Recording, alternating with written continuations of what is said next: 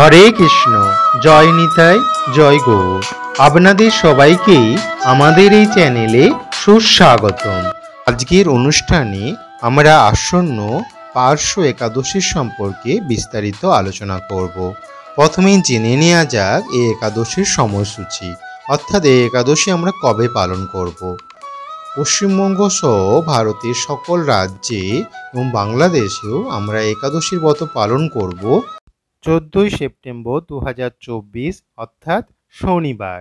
আর নিউজিল্যান্ডে আমরা এই পার্শ্ব একাদশীর ব্রত পালন করব 15 সেপ্টেম্বর 2024 অর্থাৎ রবিবার। অর্থাৎ নিউজিল্যান্ড ব্যতীত পৃথিবীর সকল স্থানে আমরা পার্শ্ব একাদশীর ব্রত পালন করব 14 সেপ্টেম্বর 2024 শনিবার। এরপর আমরা পার্শ্ব একাদশীর ব্রত মাহাত্ম্য সম্পর্কে বিস্তারিত আলোচনা করব। ব্রহ্ম বৈবর্ত পুরাণে ভাদ্র মাসের শুক্লপক্ষের পার্শ্ব একাদশী মাহাত্ম্য যুধিষ্ঠির শ্রীকৃষ্ণ সংবাদে বর্ণিত হয়েছে। একবার যুধিষ্ঠির মহারাজ পরম পুরুষোত্তম ভগবান শ্রীকৃষ্ণকে জিজ্ঞাসা করলেন, ভাদ্র মাসের শুক্লপক্ষের একাদশীর নামই বা কি, এই ব্রত পালনে বিধি বা কি, এবং ব্রত পালনেই বা কি পুণ্য লাভ হয় তা আমাকে কৃপা করে বলুন। তদ উত্তরে ভগবান পুরুষোত্তম শ্রীকৃষ্ণ বললেন, হে ধর্মরাজ, মহাপুণ্যপদা সমস্ত পাপ হারিণী এবং মুক্ত দায়িনী এই একাদশী বাজপেয় যজ্ঞ থেকেও বেশি ফলদান করে। যে ব্যক্তি এই তিথিতে ভক্তি সহকারে ভগবান শ্রী বামন দেবের পূজা করেন তিনি ত্রিলোকে পূজিত হন। পদ্ম ফুলে পদ্মলোচন শ্রী বিষ্ণুর অর্চনকারী বিষ্ণুলোক প্রাপ্ত হন।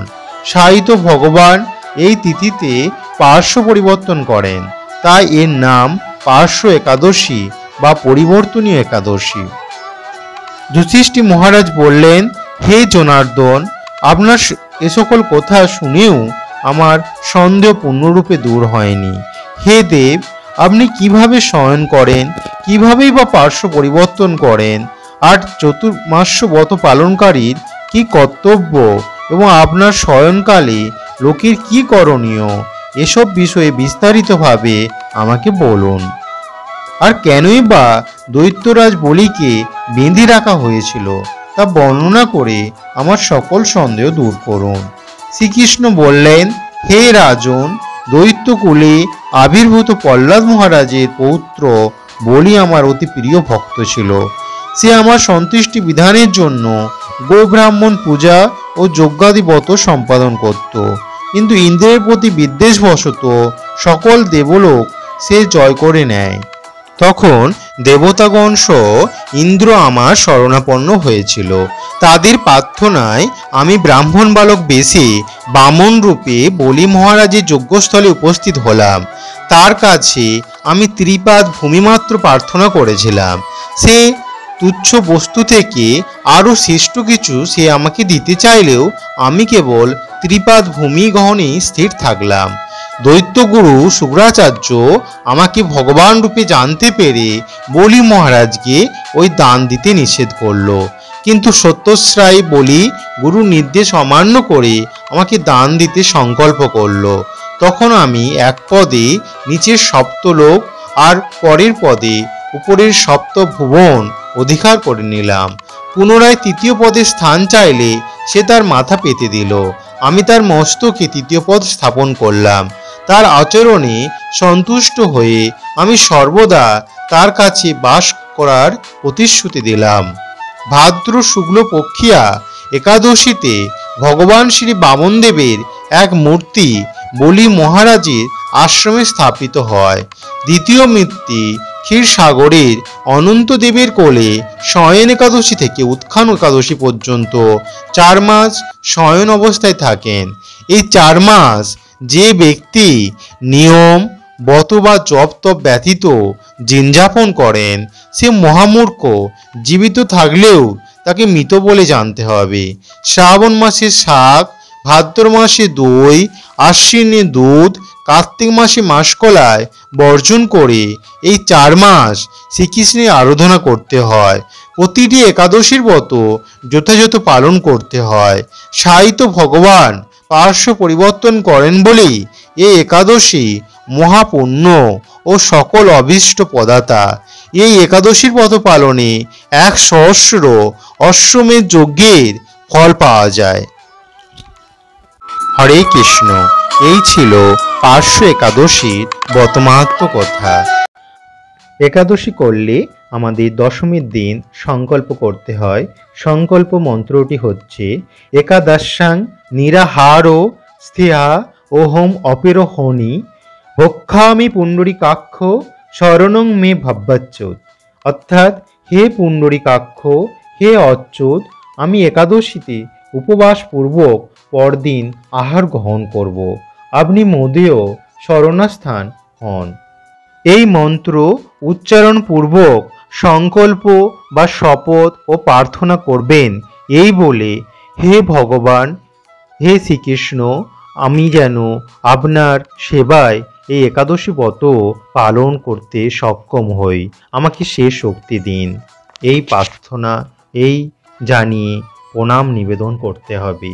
আর একাদশীর দিন আমাদের ব্রাহ্ম মুহূর্তে ঘুম থেকে উঠে প্রাতঃস্নান করে আমাদের ভগবানের মঙ্গল আরতি দেখিয়ে ভগবানের পূজা অর্চনা করতে হবে। যত বেশি সংখ্যক হরে কৃষ্ণ মহামন্ত্র জপ করা যায় ততই ভালো। ওই দিন আমাদের শাস্ত্রগ্রন্থ পাঠ করতে পারলে খুবই ভালো। আর তার পরের দিন আমাদের নির্দিষ্ট সময়ের মধ্যে পালন করতে হয়। আর ওই দিন সকাল সকাল ঘুম থেকে উঠে, অর্থাৎ ব্রাহ্ম মুহূর্তে ঘুম থেকে উঠে প্রাতঃকর্ম সেরে স্নান করে ভগবানের মঙ্গল আরতি দর্শন দেখিয়ে আর পারণ মন্ত্র বলে, পারণ মন্ত্রটা হচ্ছে অজ্ঞান ইমিরান্দস্য বত না নিন কেশব ওষুধ সম্মুখ না তো জ্ঞানোদৃষ্টি পদভব। এই পারণ মন্ত্রটি 3 বার বলে আর একাদশীর ঠিক পরের দিন, অর্থাৎ পশ্চিমবঙ্গের ক্ষেত্রে সকাল 5টা 25 থেকে সকাল 9টা 28-এর মধ্যে, বাংলাদেশের ক্ষেত্রে সকাল 5টা 51 থেকে সকাল 9টা 44-এর মধ্যে, দিল্লির ক্ষেত্রে সকাল 6টা 06 থেকে সকাল 10টা 13-র মধ্যে, মুম্বাইয়ের ক্ষেত্রে সকাল 6টা 26 থেকে সকাল 10টা 31-এর মধ্যে, পুনের ক্ষেত্রে সকাল 6টা 22 থেকে সকাল 10টা 57-র মধ্যে, আর নাগপুরের ক্ষেত্রে সকাল 6টা থেকে সকাল 10টা 05-এর মধ্যে, চেন্নাইয়ের ক্ষেত্রে সকাল 5টা 57 থেকে সকাল 10টা 1-এর মধ্যে, উড়িষ্যার ক্ষেত্রে সকাল 5টা 34 থেকে সকাল 9টা 39-এর মধ্যে, বিহারের ক্ষেত্রে সকাল 5টা 38 থেকে সকাল 9টা 40-এর মধ্যে, ঝাড়খণ্ডের ক্ষেত্রে সকাল 5টা 35 থেকে সকাল 9টা 40-এর মধ্যে,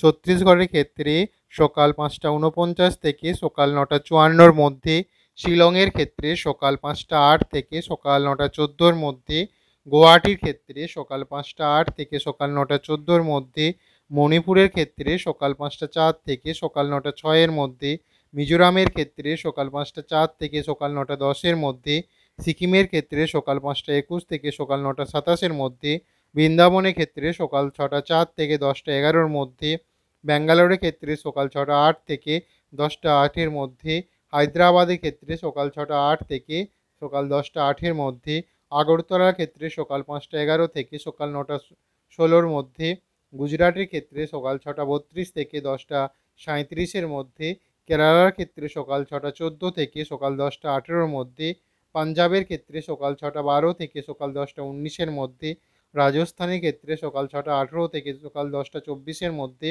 মধ্যপ্রদেশের ক্ষেত্রে সকাল 6টা 2 থেকে সকাল 10টা 7-এর মধ্যে আমাদের একটা নির্দিষ্ট সময়ের মধ্যেই পালন সম্পন্ন করতে হয়। আমরা যে পঞ্চশস্য বর্জন করেছিলাম তা ভগবানকে নিবেদন করে আর পঞ্চশস্যের কোনো একটা খাদ্য গ্রহণ করে আমরা একাদশীর ব্রত সম্পূর্ণ করব। আর ওই দিন ব্রাহ্মণকে ভোজন এবং উপযুক্ত দক্ষিণা দান করতে পারলে খুবই ভালো হয়। হরে কৃষ্ণ। এই ছিল আজকের ভিডিও। যদি আপনাদের এই ভিডিওটি ভালো লেগে থাকে তবে অবশ্যই লাইক, কমেন্ট এবং শেয়ার করতে ভুলবেন না এবং আমাদের চ্যানেলটিকে সাবস্ক্রাইব করে আমাদের পাশে থাকুন।